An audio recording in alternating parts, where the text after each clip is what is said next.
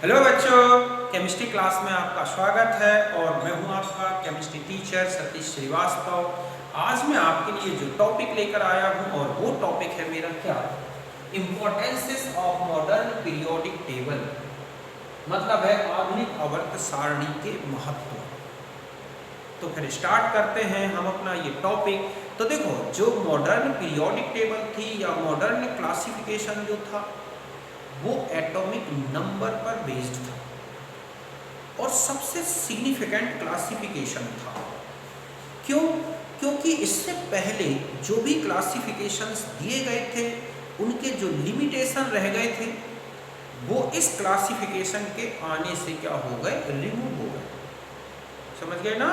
मतलब उनमें जो इससे पहले क्लासिफिकेशंस दिए गए उनके जो लिमिटेशंस थे वो इस क्लासिफिकेशन के आने से इजी गोइंग रिमूव हो गए और यही इस क्लासिफिकेशन का सबसे बड़ा इंपॉर्टेंस था।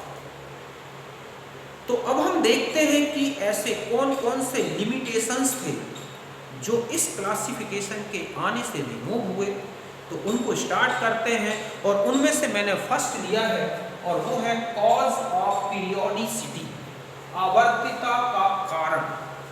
तो देखो, अगर हम इससे पहले वाले क्लासिफिकेशंस देखें, लोथर मेयर का हो या मेंडलीव का क्लासिफिकेशन हो, उसमें एक वर्ड आया पीरियोडिक फंक्शन।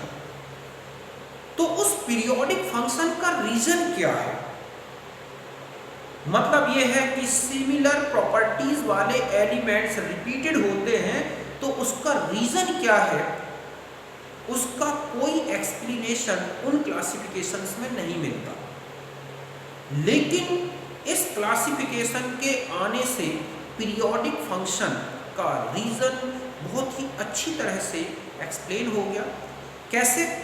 कि इस लॉ में ये बोला गया या इस क्लासिफिकेशन में ये बोला गया कि जब एलिमेंट्स को एटॉमिक नंबर के इंक्रीजिंग ऑर्डर में रखते हैं तो उनके एटॉमिक नंबर में 2, 8, 18 या 32 का यदि इंटरवल आता है तो इस इंटरवल के आने से एलिमेंट्स के आउटर मोस्ट सेल या वैलेंसी सेल में नंबर ऑफ वैलेंसी इलेक्ट्रॉन्स क्या होंगे, सेम हो जाते हैं। उनका इलेक्ट्रॉनिक कॉन्फ़िगरेशन सेम हो जाता है, उनका इलेक्ट्रॉनिक डिस्ट्रीब्यूशन सेम हो जाता है। और जब वैलेंसी इलेक्ट्रॉन में नंबर ऑफ इलेक्ट्रॉन्स सेम होंगे तो ऐसे में उनकी केमिकल प्रॉपर्टीज में क्या आ जाती है, सिमिलरिटी। और यही कारण है कि एलिमेंट्स, ठीक है, यदि उनको एटॉमिक नंबर्स के इंक्रीजिंग ऑर्डर में रख दिया जाए तो वो 2, 8, 18, 32 के इंटरवल के पश्चात सिमिलर नेचर के हो जाते हैं, सिमिलर प्रॉपर्टीज के हो जाते हैं। और यही पीरियोडिक फंक्शन का रीजन है। तो यहाँ पर मैंने ये लिखा है कि elements with similar properties are repeated after definite interval. It is due to, ठीक है, it is due to recurrence, या हम ये कहें कि रिपीट होना, recurrence of similar electronic configuration in valency cell after 2, 8, 18, 32 number interval in atomic number। बात समझ गए ना कि अगर एलिमेंट्स को क्या रखा जाए एटॉमिक नंबर के इंक्रीजिंग ऑर्डर में, तो ये देखा गया कि एटॉमिक नंबर में 2, 8, 18, 32 का, ठीक है, इंटरवल आने से उनके वैलेंसी सेल में या आउटर मोस्ट सेल में सेम इलेक्ट्रॉनिक कॉन्फ़िगरेशन रिपीट होता है और इसी रिपीटेशन के कारण ही प्रॉपर्टी सिमिलर हो जाती है। तो समझ गए बच्चों कि समान गुण वाले तत्वों की पुनरावृत्ति एक निश्चित अंतराल के पश्चात इसलिए होती है क्योंकि परमाणु क्रमांक में 2, 8, 18, 32 का संख्या अंतराल आने के पश्चात संयोजी कोष में समान इलेक्ट्रॉनिक विन्यास पुनरावृत्ति करता है। जैसे ये है लिथियम, सोडियम, पोटेशियम और आगे अगर आप चलें, ठीक है, तो रुबिडियम, ठीक है। तो यहाँ पर अगर आप देखें कि ये 3, फिर 8 जोड़ा तो 11 हो गया, फिर 8 जोड़ा तो 19 हो गया। अब यदि मान लो हम यहाँ 18 जोड़ दें तो ये 37 हो जाएगा। तो यहाँ पर जो आएगा वो हो जाएगा क्रिप्टॉन और यहाँ पर क्या जाएगा 5s1, इसी तरह और आगे जो भी एलिमेंट्स हैं। तो इस तरह से आप देख रहे हैं कि 8, 8, 18 मतलब 8 का डिफरेंस हुआ तो यहाँ का जो कॉन्फ़िगरेशन है जस्ट वही कॉन्फ़िगरेशन यहाँ पर है आउटर मोस्ट सेल में। फिर 8 का था तो फिर वही कॉन्फ़िगरेशन है, फिर 18 आया तो भी वही कॉन्फ़िगरेशन है। इसी तरह से 32 भी आएगा तो भी वही कॉन्फ़िगरेशन रहेगा आउटर मोस्ट सेल में। और यही कारण है कि इन एलिमेंट्स की प्रॉपर्टीज क्या हो जाएंगी, सिमिलर हो जाएंगी। तो इस तरह से पहला जो रीजन था, ठीक है, पीरियोडिक फंक्शन का या पीरियोडिसिटी का, वो इस मॉडर्न पीरियोडिक टेबल द्वारा टोटल क्या हो गया, एक्सप्लेंड हो गया। और उनका जो इससे पहले वाले क्लासिफिकेशंस थे उनका जो एक लिमिटेशन बन के रह गया था वो यहाँ पर टोटल रिमूव हो गया। पहला रीजन समझ गए आपको। अब हम दूसरा आते हैं पोजीशंस ऑफ आइसोटोप्स। आपने देखा होगा कि जो मेंडेलीव पीरियोडिक टेबल बनी उसमें आइसोटोप्स के अलग अलग पोजीशंस नहीं दी गई थी। क्यों नहीं दी गई थी, इसको मेंडेलीव ने कहीं एक्सप्लेन नहीं किया था। उसका रीजन क्या था, ये जब पीरियोडिक टेबल बनी, मॉडर्न पीरियोडिक टेबल, तो वो इजी गोइंग सॉल्व हो गया। क्यों? क्योंकि जो मॉडर्न पीरियोडिक टेबल थी वो किसके बेस पर बनी थी, एटॉमिक नंबर के बेस पर। अब चूंकि एटॉमिक नंबर जो होता है, समझ गए ना, तो आइसोटोप्स जो होते हैं उनका एटॉमिक नंबर सेम होता है। मतलब जो आइसोटोप्स हैं, एक ही एलिमेंट्स के एटम्स जिनके एटॉमिक नंबर सेम होते हैं वो आइसोटोप्स कहलाते हैं। तो चूंकि आइसोटोप्स के एटॉमिक नंबर सेम थे इसलिए उन्हें पीरियोडिक टेबल में अलग अलग पोजीशन देना जरूरी नहीं था। उनको एक साथ एक ही स्थान पर एक ही पोजीशन में रखना उचित था, और जो मेंडेलीव ने किया था। लेकिन उसको समझ में नहीं आया था कि ये ऐसा क्यों हो रहा है। तो यही मैंने लिखा है कि isotopes have same atomic number, thus they placed in same position। ठीक है, जैसे 1h1, 1h2, 1h3 है तो तीनों के एटॉमिक नंबर तो सेम है, इसलिए हाइड्रोजन को केवल एक ही पोजीशन दी गई है पीरियोडिक टेबल में। इसके तीन आइसोटोप्स को अलग अलग पोजीशन नहीं दी गई। तो समझिए बच्चों के समस्थानिकों के परमाणु क्रमांक समान थे, इसलिए इनका सारणी में एक ही स्थान होगा। जो मेंडेलीव का एक लिमिटेशन बन के रह गया था वो यहाँ पर इजी गोइंग क्या हो गया, रिमूव हो गया। तो यहाँ तक आप नोट करें।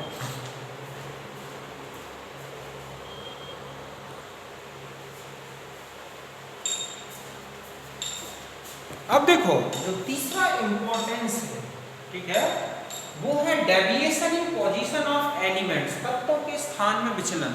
तो आप देखोगे कि जो मेंडेलीव पीरियोडिक टेबल थी उसमें कुछ एलिमेंट्स का जो ऑर्डर है पोजीशन का वो एटॉमिक मासेस के अनुसार गलत था, विचलित था, डेविएटेड था। समझ गए ना, मतलब है कि जो मेंडेलीव की पीरियोडिक टेबल में हमने देखा है कि वो एटॉमिक मास की इंक्रीजिंग ऑर्डर में बनी है, तो कुछ एलिमेंट्स का जो पोजीशन है उस एटॉमिक मासेस के ऑर्डर में गलत थी। तो वो उसका रीजन क्या था, तो उस समय तो एक्सप्लेन नहीं हुआ। लेकिन जब मॉडर्न पीरियोडिक टेबल आई तो ये देखा गया कि ये ऑर्डर गलत नहीं है, क्योंकि उनके एटॉमिक नंबर के जो ऑर्डर है वो बिल्कुल सही था। एटॉमिक मासेस के बेस पर जरूर गलत है, लेकिन वो ऑर्डर एटॉमिक नंबर के अनुसार बिल्कुल सही था। और उसने जो ऑर्डर अरेंज किया था, जो पोजीशन दी थी मेंडेलीव ने, बिल्कुल सही दी थी। समझ गए ना, मतलब ये है कि all elements are placed according to atomic number in modern periodic table. Therefore deviation in position of elements according to atomic masses is due to actual order of atomic number. समझ गए बच्चों कि आधुनिक आवर्त सारणी में तत्वों को परमाणु क्रमांक के आधार पर रखा गया, इसलिए परमाणु भार के आधार पर तत्वों के स्थान में जो विचलन था वो इनके परमाणु क्रमांक में वास्तविक क्रम के कारण पाया गया। जैसे कोबाल्ट और निकल है, कोबाल्ट का 58.9 है और निकल का 58.6 है। तो आप देखो कि मेंडेलीव में ये ऑर्डर मिलता है, लेकिन एक्चुअल में ये सही है, क्योंकि कोबाल्ट का 27 और निकल का क्या है 28, तो बिल्कुल सही ऑर्डर रखा था मेंडेलीव ने, लेकिन वो एक्सप्लेन नहीं कर पाया था, वही उसका लिमिटेशन बन गया था। ठीक, टेल्यूरियम और आयोडीन का देखो आप, ठीक है, टेल्यूरियम का 128 और आयोडीन का 127 है, ये आगे वाला एलिमेंट है, तो मास के अनुसार भी ये डेविएटेड है। लेकिन नंबर के बेस पर आप देखें तो इसका 52 है, इसका 53, तो ये भी बिल्कुल सही ऑर्डर था। ऐसे ही ये आर्गन और पोटेशियम में देख लो आप 18 है, ये 19 है, ये भले इसका मास ज्यादा है इससे। तो इस तरह का ये जो डेविएशन था वो भी बहुत इजी गोइंग क्या हो गया, रिमूव हो गया। तो यहाँ तक आप समझ गए, इसे नोट करें।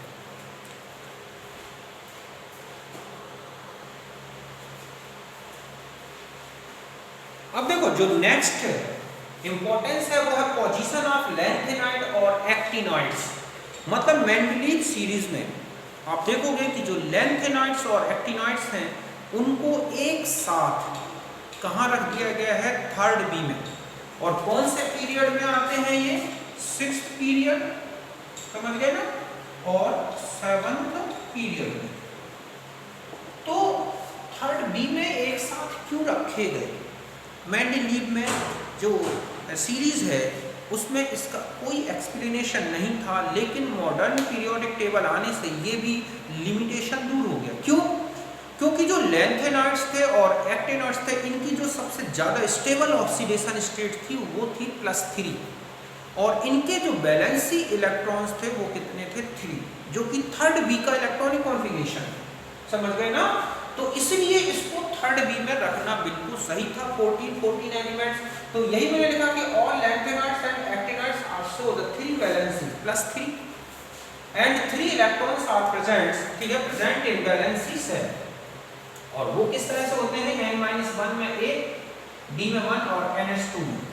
ज़्यादातर ये माना जाता है कि लैंथेनाइड्स और एक्टिनॉइड जो एलिमेंट्स हैं उनकी n-1 d में एक इलेक्ट्रॉन होता है।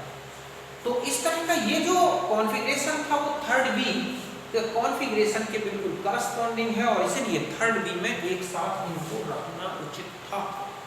तो थर्ड बी में स्कैंडियम, इट्रियम और लैंथेनम 57, इसके बाद 58 से 71 तक सीरियम से ल्यूटेशियम तक थर्ड बी में ही रखे गए हैं। ये है लैंथेनाइड्स, ये क्या है, लैंथेनाइड्स, ठीक है, और ये क्या है, एक्टिनॉइड्स, जो कि 90 थोरियम से 103 लॉरेंसियम तक है। तो ये थर्ड बी में है। बाद में इन्हें अलग से जो है नीचे रखा गया है, पीरियोडिक टेबल के नीचे एक ऑर्डर बना के रखा गया है, लेकिन यहाँ पर रखना उचित है क्योंकि इनकी वैलेंसी 3 की, जो इनकी भी है और इनकी भी, समझ गए ना? तो ये इसका लिमिटेशन जो है हट गया।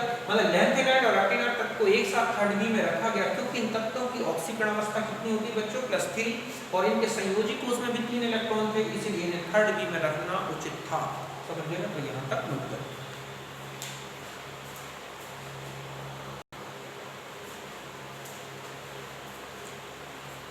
अब देखो और भी क्या इसके इम्पोर्टेंसेस हैं। तो देखो नेक्स्ट है 5th नंबर का कि मॉडर्न पीरियोडिक टेबल में हर एक ग्रुप का एक जनरल इलेक्ट्रॉनिक कॉन्फ़िगरेशन का फॉर्मूला दिया गया। मतलब ये है कि हर एक ग्रुप के इलेक्ट्रॉनिक कॉन्फ़िगरेशन का एक जनरल फॉर्मूला दिया गया, जिसके बेस पर हर एक ग्रुप के एलिमेंट्स के जो जितने भी एलिमेंट्स हैं उनके इलेक्ट्रॉनिक कॉन्फ़िगरेशन लिखे जा सकते हैं। समझ गए ना? और ये जो है यही मैंने यहाँ लिखा है कि इन मॉडर्न, ठीक है, periodic table general formula of have a general formula of electronic configuration of each group. जैसे सुना है, in modern periodic table have a general formula of electronic configuration of each group, therefore electronic configuration of elements of same group can be explain more conveniently, ठीक है, कन्वीनियंशियली। तो इस तरह से जो बहुत ही इजी हो गया, हर एक ग्रुप का अपना एक जनरल इलेक्ट्रॉनिक कॉन्फ़िगरेशन दे दिया गया, और इसलिए हम एक ग्रुप के सारे मेंबर्स के इलेक्ट्रॉनिक कॉन्फ़िगरेशन बहुत ही आसानी से याद कर सकते हैं। कन्वीनियंशियली, कॉन्वेंटली यहाँ है, तो एक्सप्लेन मोर इजी बन के आपके लिए ज़्यादा इजी हो। समझ गए ना कि एक्सप्लेन मोर इजी। तो आधुनिक आवर्त सारणी में प्रत्येक वर्ग का इलेक्ट्रॉनिक विन्यास का एक सामान्य सूत्र था, इसलिए प्रत्येक वर्ग के तत्वों को के इलेक्ट्रॉनिक विन्यास को बहुत आसानी से लिखा जा सकता है। जैसे देखो ये है फर्स्ट ए, तो इसका कॉन्फ़िगरेशन है ns1, सेकंड ए तो इसका कितना है ns2, थर्ड ए तो ns2 np1 जो कि बोरॉन ग्रुप है, ये एल्कलाइन अर्थ मेटल है, एल्कली मेटल्स हैं। और भी देखोगे आप s ब्लॉक का ns1, p ब्लॉक का ns2 np1 to 6, d block का n-1 d 1 to 10 ns1 to 2, और f का ये है कॉन्फ़िगरेशन। तो हर एक ब्लॉक का, हर एक ग्रुप का इलेक्ट्रॉनिक कॉन्फ़िगरेशन दिया गया जो बहुत ही इजी था। समझ गए ना? तो ये इसका इंपॉर्टेंस था। नेक्स्ट है कि पीरियोडिक टेबल में जो प्रॉपर्टीज हैं, एलिमेंट्स की जो पीरियोडिक प्रॉपर्टीज हैं उनकी पीरियोडिसिटी बहुत ही क्लियर थी। समझ गए ना? मतलब है कि atomic radius, ionization potential, electron affinity, इनका किस तरह से वेरिएशन ग्रुप में होगा, पीरियड में होगा, वो एटॉमिक नंबर के बेस पर बहुत आसानी से एक्सप्लेन किया जा सकता है। तो यही में लिखा है कि पीरियोडिसिटी ऑफ, ठीक है, periodic properties of elements on the basis of atomic number is clearly visible. परमाणु क्रमांक के आधार पर तत्वों के आवर्ती गुणों की आवर्तीता बहुत ही आसान थी, जबकि एटॉमिक मासेस के बेस पर एक्सप्लेन नहीं की जा सकती। ठीक है, इसी प्रकार ये जो सीरीज थी बहुत ही इजी है रिमेम्बर, मतलब याद रखने में, बनाने में। और ये तो इस तरह से हमने देखे ये इनके क्या थे इंपॉर्टेंसेस। ठीक है, तो पहले आप इसे नोट करना है।